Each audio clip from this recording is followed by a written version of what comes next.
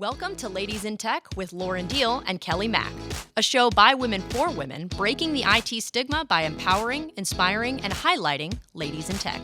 Let's join the ladies in the studio now for today's episode.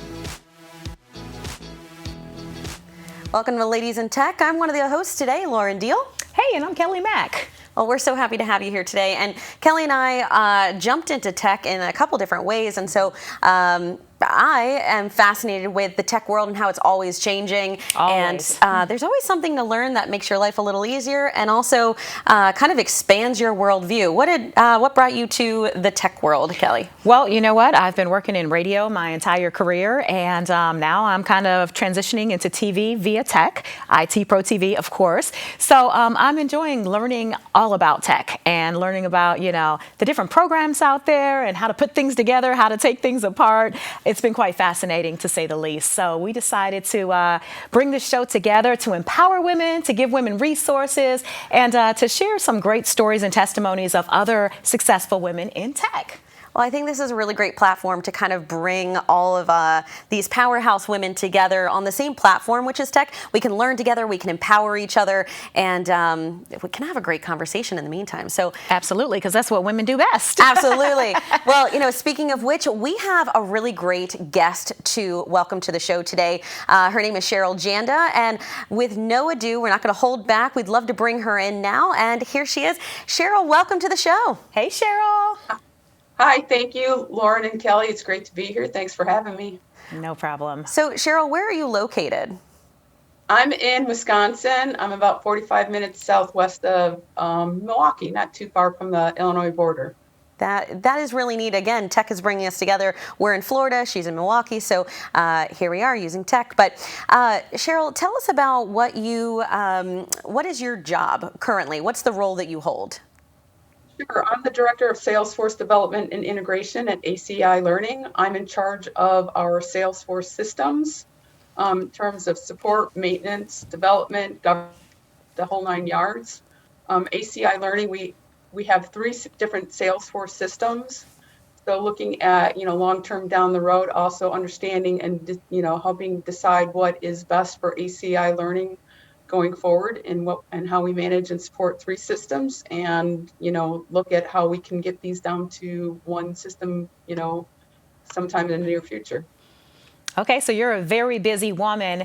And, for starters, let's talk about your educational background. What kind of education and certifications did you need in order to transition into this role? Sure. I have a Bachelor's of Science in Technology Management, so obviously that fits very well in my current role. Mm-hmm. I also am PMP certified. That's project management certification. I've been a project manager in other roles. I also have a number of Salesforce certifications, and I've had other training specifically in management, specifically people management, right? How to be a good people manager.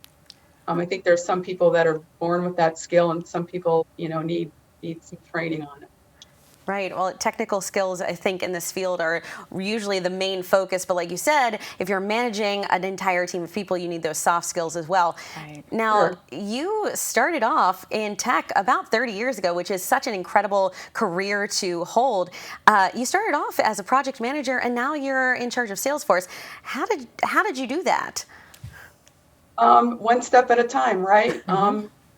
We all have goals and objectives. It took me a long time to get to where I am. Looking at, you look at your goals, you set your goals for yourself. You need to break those down into smaller chunks, and you just, take it off one bite at a time, right? Once you're done with achieving one specific step in that big goal, or if you complete your goal, then you move on to the next, right? Right. It's a never-ending journey. Yes, I couldn't agree more. And, sometimes I feel like we live in a microwave society. Many of us were raised on the microwave. So I say that to say a lot of our younger generation, they expect things to just happen overnight. And we have to realize that, in life, nothing happens overnight. You have to work hard. You have to put in the work. You have to get the education. And you have to fail a few times before you succeed as well. So I love the way that you chimed in on that. We know that you're a very, very busy woman. And we want to know how your work-life balance is. Does it exist or not? It does exist, right? From, while I'm working, I'm focused I'm laser focused on the job at hand. I think in order to maintain some work-life balance, you need to know when to walk away, when to take a break, right? So I make sure I take a break, at least one break during the day. It's typically during the day. Okay. And being able to turn it off at the end of the day, right? A lot of us are remote workers. I'm working from home. I'm working from my home office. When the day is done, turn it off, turn off the computer, close the bedroom door, don't walk back into the room, whatever you need to do to create that separation, right? And we see the guitar in the background, so we got to ask. Is that something that you do as a balance of life? Sure. For fun, I do play the guitar. I'm in a musical duo called the Green Eyed Ladies. I just do it for fun. So, yeah. Well, I'm very intrigued. I'm sure Kelly and I, after this, are going to peek and see if we can hear some of your music. So we'll be in touch after the show. Yes. All right. But you said that, as someone who has advanced her career over the course of many years, you probably started off in a role where you had to grow into it. And being a manager, Sure. I imagine that was probably not the easiest first role. Tell us about how you overcame that obstacle. Sure. My first experience managing people in my mid-20s, it was before I actually got into IT. And I bombed at it. I was a horrible manager. So when the opportunity arose the next time to be a people manager, I accepted it on the condition, I told my boss at that point in time, I need some help, right? I need training on how to be a good people manager, how to be a good leader. So we coordinated that. And I've taken a lot of additional training sessions through various organizations on how to be a good people manager, right? So it's a learned skill for most of us. So that was something that I sought out to get some additional training. I think that's amazing too, because it lets people know that you really want it to be your best. And we've all had a great manager, we've all had a so-so manager, and then we've had that one manager that we would never work for again. So Right. you knew where your weaknesses were, you knew you needed help, and you asked for it instead of pretending to know it all. And that's the key thing, to I say have the to least. say that's really hard, though, sometimes to Yes. swallow your pride. And I think as women, sometimes we're like, we wear so many hats, we can do it, just let me do it, I'll figure it out. But I also think in order to progress and be your best self, you need to sometimes ask for help. And that's, I think it's a humbling experience, but it's also probably the best next step up, if you will. So Right. Kudos to you, Cheryl. Thank you. Right. Sometimes we feel like we need to be perfect, and we might be afraid to make a mistake. Right. I know I make mistakes every day. I think the key in that is learning from them, and like you said, know where your weaknesses and strengths are, and don't be afraid to ask for help. Who did you ask for help? Do you go to a mentor, or did you read books? Like, how did you aspire to change the way you were a manager? Great question. At that point in time in my life, it was my direct manager. He was the owner of the company. He was my mentor. He helped guide me and helped find courses, gave me a lot of direction how to be a people manager when certain situations came up where I needed additional support. He was always there for me. So I think having a really good mentor is key as well. Okay. Awesome. So you can always go to somebody, and if not internally at the organization, there's other Right. people outside. And with technology, since this is a tech show, let's think about thinking outside of the box. You can Google people in your area and possibly look for a mentor, look for somebody on LinkedIn, Yes. find somebody on Facebook, network, go to networking events, So technology is at the tip of our fingers, and we could pretty much get anything done that we want to get done. So Right. Thank you so much for dropping those gems on us today. Oh my word. And Cheryl, actually, I'm thinking when Kelly was talking about all the different platforms that you can go to ask for help, how do you even open up a mentorship conversation? If there is a girl watching or a woman watching today who's thinking, okay, I know what my career goals are, I have some ideas of where I want to go, how do I start the conversation? What would you say? That's a really great question as well. I know that in the Salesforce arena, there is a mentorship program. I am the mentor. I have 4 mentees. I have 4 people that I am currently mentoring in the Salesforce arena. So you can go on Trailhead specifically for Salesforce and look for a mentor that way. Outside of Salesforce, I think the same concepts apply, looking at different technology groups or different women in tech groups in your area, just being involved and networking, right? Talking with people. Awesome. Powerful. It really is. Yeah, definitely. Well, you know what? Before we wrap it up, a few things we typically wouldn't know. We're going to ask you some fun questions about your personal life. So, you know, we talked about you being so busy earlier and the demand of your position and your career. I want to know, where was your last vacation? And it's kind of a two-part question because I also want to know what your dream vacation is as well.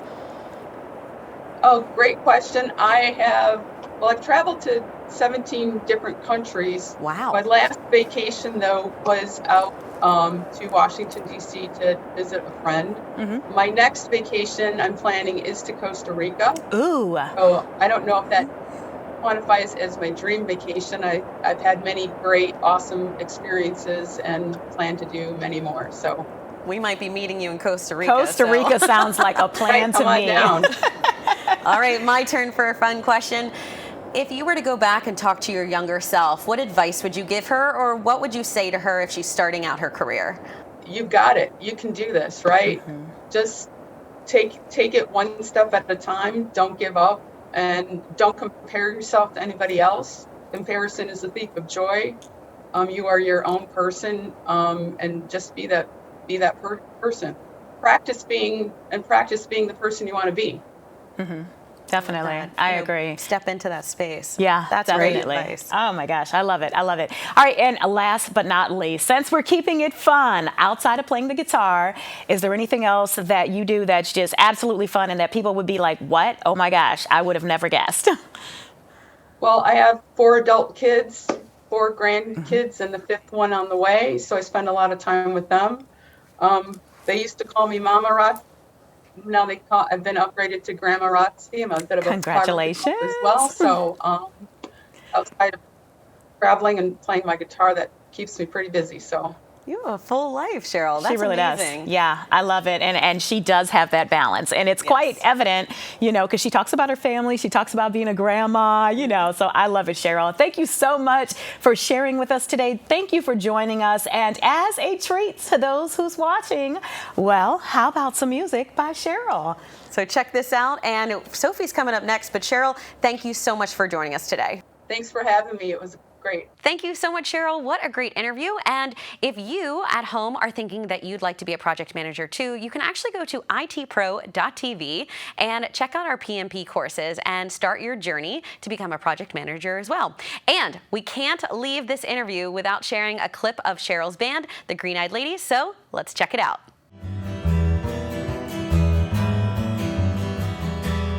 Green-eyed lady, lovely lady, strolling slowly towards the sun. All right, it's time for the Lit Tip of the Week. And of course, you know, LIT is the acronym for Ladies in Tech. So let's check in with Sophie Goodwin. Sophie, what do you have for us this week? This week's tech tip of the week has to do with scanning files, but using your phone instead of just a regular scanner, which I actually didn't know that you could do until recently, but with tax season coming up, I've had to scan a lot of different documents, W-2s and I-9s and everything, and it's been great. It's been a lot of fun, but it has been made a lot easier by being able to use the Files app and the Notes app on my phone. And if you don't want to use those apps, you can also download apps from the App Store like Scannable. I know Kelly uses ProScanner. So there's definitely a lot of different options out there, but you just open the app, follow the directions, scan your documents, and then you can either email them to yourself, text them to yourself, or upload them right in your browser on your phone. So it's definitely shortened the process for me a lot. I'm sure you could use it for things that aren't taxes too. You could use it for photos, whatever you want. But for me, it's the practicality of tax season that really has, this file scanner has been a miracle. So that's the tech tip of the week. And ladies, back to you. Awesome. Thank you so much, Sophie. That's great information, too. And you're right. I do use the Scan Pro I'm gonna have app. to download that. I didn't even know about that. Thank you, Sophie. All right, well, Sophie, we're going to actually throw something back at you. We have a really neat segment that we're doing next. It's called Wow, because usually this is the woman of the week that makes us stop in our tracks and really appreciate their accomplishments. So, Sophie, tell us who this woman of the week is. Our Woman of the Week is Jasmine Bowers. She actually just recently graduated in the last couple of years with her doctorate in computer science, but she started at Fort Valley State University. She double majored in mathematics and computer science. Then she went over to North Carolina A&T State University to get her master's in computer science, and she didn't stop there. She then went to Gainesville, Florida to attend the University of Florida, go Gators, and she's the first black woman to graduate from UF with her doctorate in computer science. Wow, it's just a little pun there. But she has said that some of her biggest inspirations in her life have been her mom, her grandmother, and her aunt. They've always been encouraging her and pushing her to pursue her education, do what she's passionate about, and they've been her biggest supporters as well. And she managed to do all of this even through the challenges of the COVID-19 pandemic. She graduated back in 2020, which is kind of when all that first started. And even despite all of that, she managed to finish her doctorate, which is super impressive to me. That's our Woman of the Week. Wow, I am impressed. And you know what? I love a strong woman and a determined woman. And it seems like Dr. Jasmine Bowers is just that. Oh, my word. And such a young person to nominate for our show. So I think this is such a great time to tell you about nominating your favorite, your Woman of the Week. So if you are interested in nominating someone to be on the show, we would love to hear from you. In fact, we're on all social media, but we'd love to send you over to Instagram. And there's actually a link there where you can drop down a menu and tell us why someone should be nominated for the show. We'd also love to engage with you on Twitter. Sophie is always talking to our ladies in tech, and we'd love to have any questions you might have for our next guest. So make sure you're checking us out on socials. All right, and as we close today, we wanted to leave you with a motivational thought. You know, if you can believe it, you can achieve it. Your power is in your mind. When you believe that you can, you're already halfway there. So again, believe, achieve, receive.